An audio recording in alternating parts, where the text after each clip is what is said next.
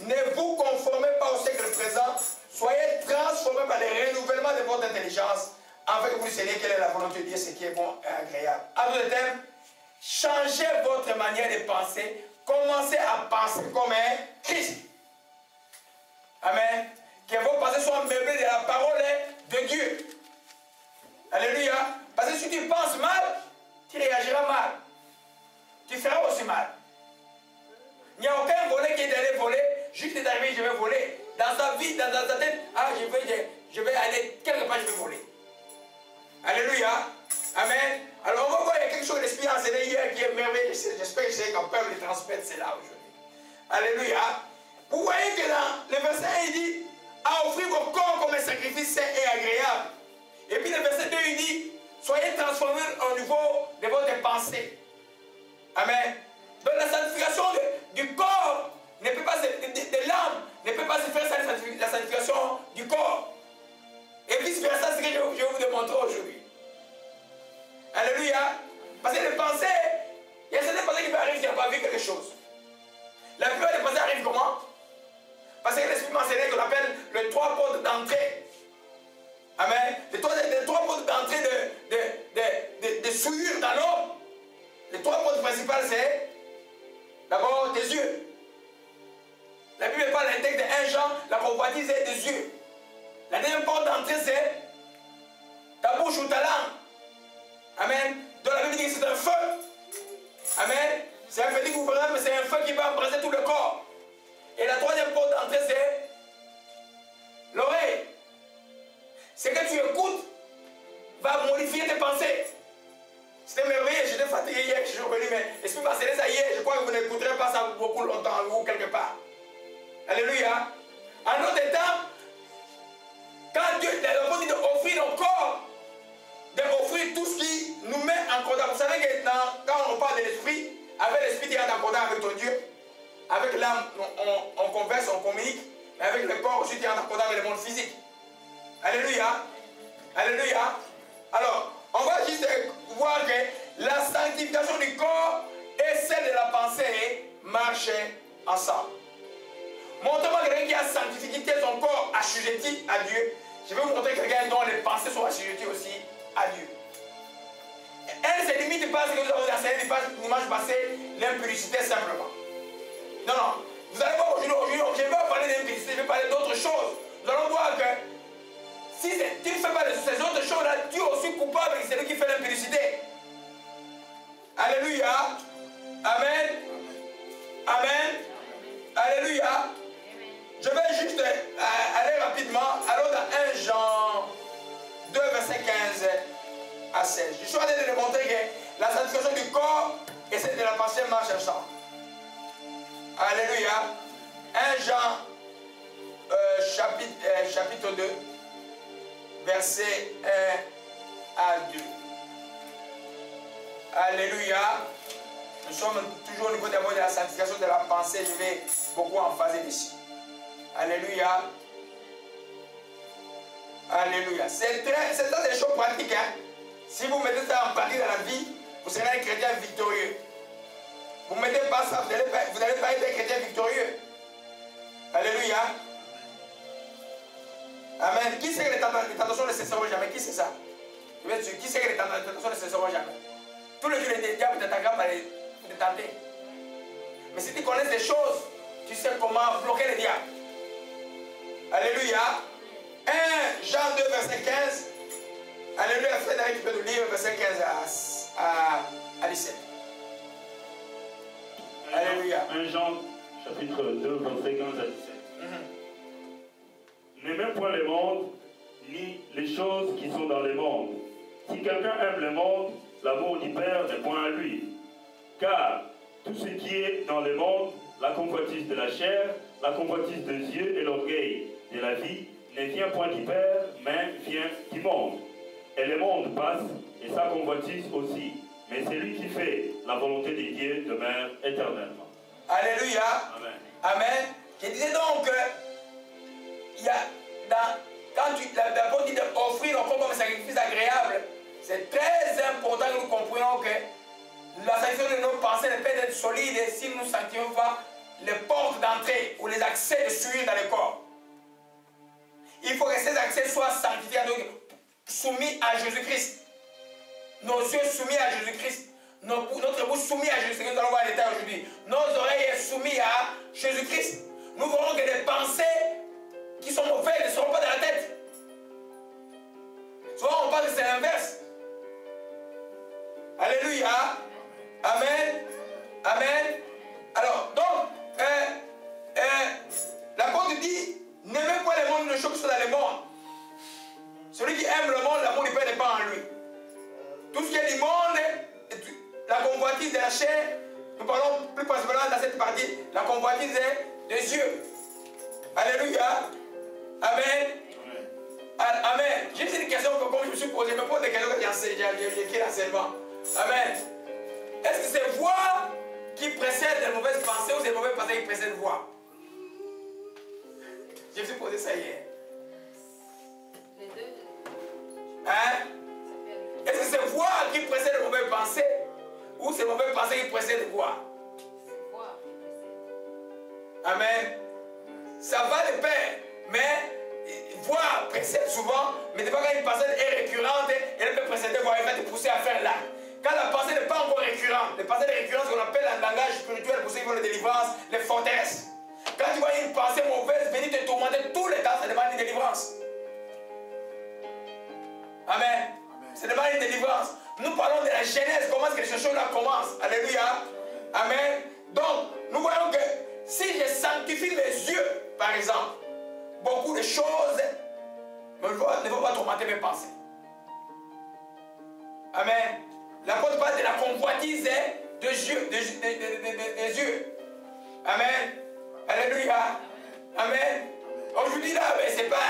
Tu n'as pas besoin d'aller dans une plage pour être tenté là. Dans la ville de Montréal, tu peux penser là, tu vas voir des gens de toutes sortes dans le cours de route. Tu as le choix de dire, de regarder tes yeux et de laisser tes yeux fixés comme un hibou, et puis de subjuguer. Et puis tu regardes une fois, et puis demain tu tombes, ou tu as dit non, Seigneur, comme il a dit David, je ne mettrai rien de mauvais devant mes yeux, la conduite du pécheur ne s'attachera pas à moi. Amen. Qui connaît cette psaume-là? C'est le psaume 101. C'est très important pour la sanctification des yeux. Je ne mettrai rien de mauvais devant mes yeux, et la conduite des pécheurs ne s'attachera pas à moi. Alléluia. Amen. Alors, nous allons voir que c'est les yeux. Alors, on peut dans Genèse chapitre 3. Amen. À l'origine on va voir comment est-ce que le diable a tenté Ève. Alléluia. Amen.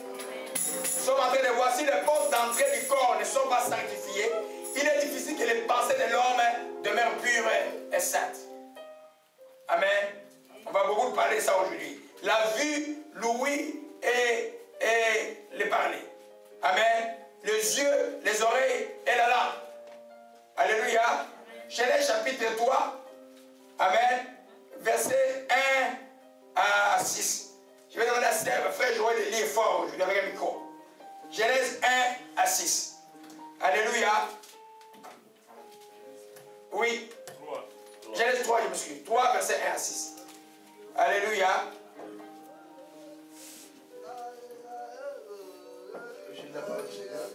Le micro n'est pas ouvert.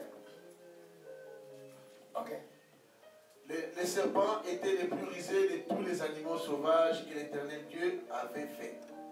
Il dit à la femme, Dieu a-t-il vraiment dit, vous ne mangerez aucun des fruits des arbres du jardin? La femme répondit au serpent, nous mangeons du fruit des arbres du jardin. Cependant, en ce qui concerne les fruits de l'arbre qui est au milieu du jardin, Dieu a dit, vous n'en mangerez pas et vous n'y toucherez pas, sinon vous mourrez. Le serpent dit alors à la femme, vous ne mourrez absolument pas, mais Dieu sait que les jours où vous en mangerez, vos yeux s'ouvriront et vous serez comme Dieu. Vous connaîtrez le bien et le mal.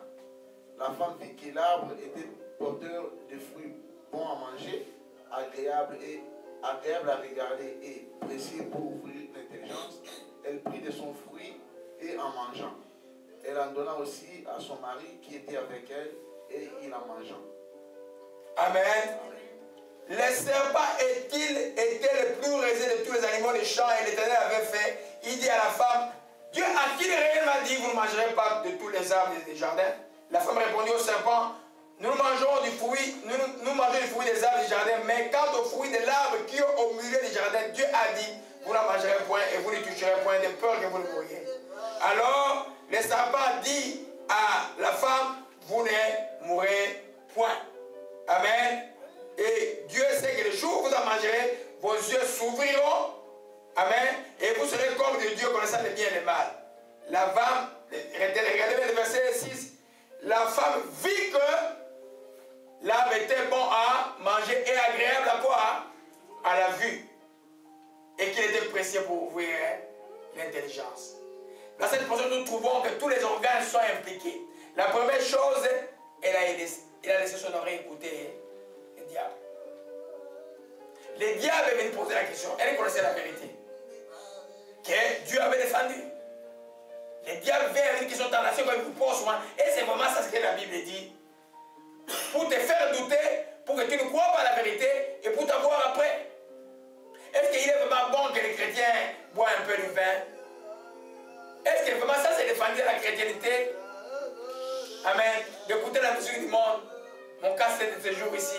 C'est pas seulement ici, par tous les gens. Je découvre que beaucoup de chrétiens sont retournés dans ces choses-là. Amen. Le diable, si tu le pointes l'oreille, il va t'avoir. Il va te faire douter de Dieu.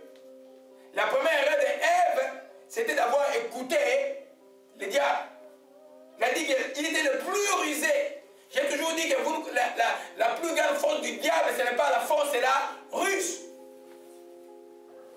Et ceux qui sont fermes, alléluia, allez, couche-moi la caisse. Alléluia. Amen. Et puis, Dieu a-t-il réellement dit? La femme a répondu, la conversation que tu vas avoir avec le diable, si tu donnes au diable la force de converser, il risque de te tromper.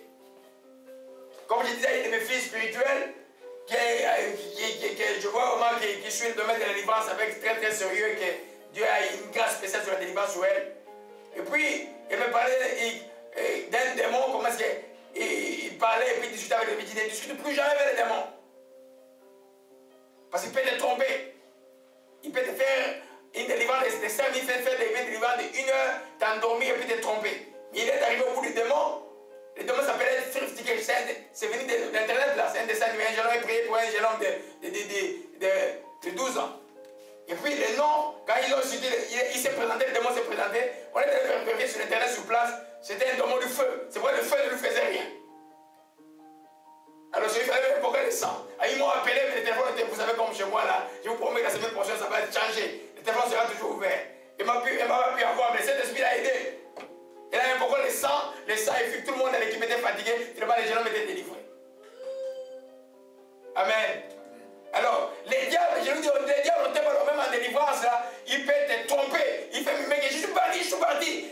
Ne crois pas au diable quand il fait la délivrance qu'il est parti. Toi, crois qu'il doit partir, il va partir.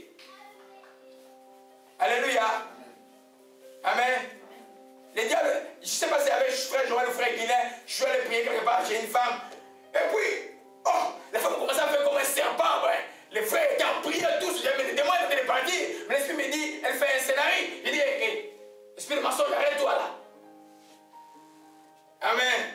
On ne peut pas tromper l'esprit de Dieu. Les diables, on tape à l'oreille. Des amis que vous allez voir en cours de route qui vont vous dire, ah, toi aussi qui es trop sévère. Amen. Il y a une personne même qui est dans cette salle quand elle est arrivée dans ce pays. Elle s'habille comme elle s'habille maintenant. Mais à un moment, là, il s'est dans l'église, on dit, mais toi aussi, pourquoi tu as des jupes longues comme ça? Il faut porter des jupes un peu courtes.